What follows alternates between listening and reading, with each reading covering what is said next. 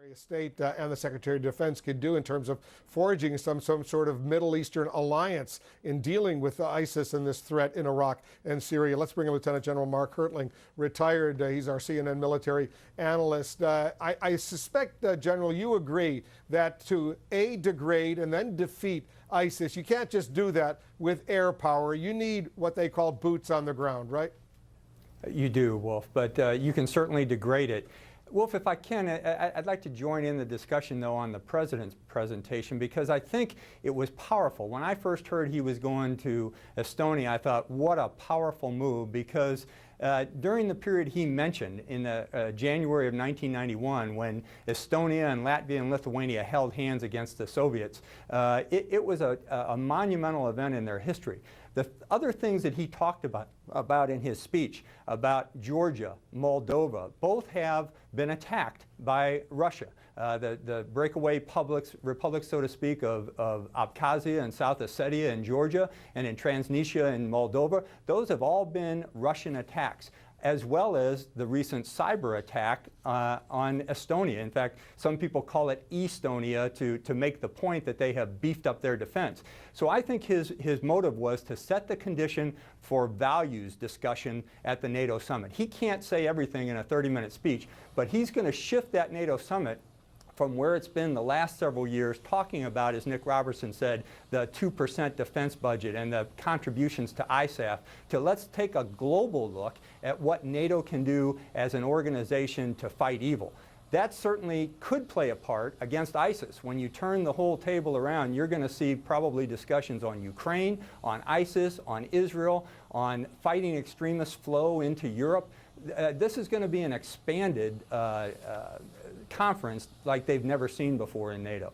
So when the president talks about strengthening the military capabilities, the defense structure of Ukraine, and then goes on, General Hertling, to talk about, and I'll read it precisely, we must do more to help other NATO partners, these are not allies, just partners, including Georgia and Moldova, strengthen their defenses as well. If you're Russian President Vladimir Putin and you hear the President of the United States talking about strengthening the military capabilities of Georgia, Moldova, Ukraine, right on the doorsteps, next door neighbors of Russia, and we see the president boarding Air Force One to leave Estonia and fly over to Wales for the NATO summit. When you hear that and you're Russian President Putin, what goes through your mind?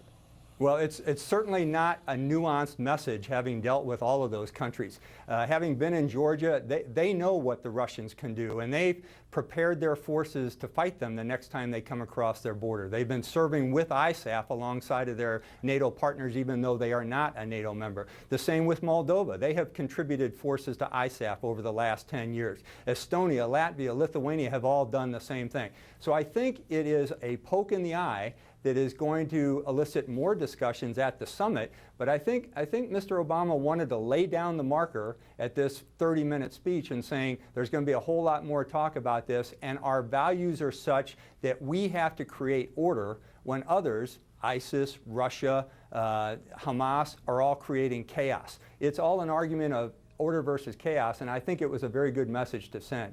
We have been dealing with our NATO and non-NATO partners for many years, and I think the NATO conference is going to pull together actions not on the part of the military. The military can do the deployment. I've seen that. In fact, there's an exercise going on right now with 16 NATO and non-NATO members, but he wants the politicians to realize they got to pull it together.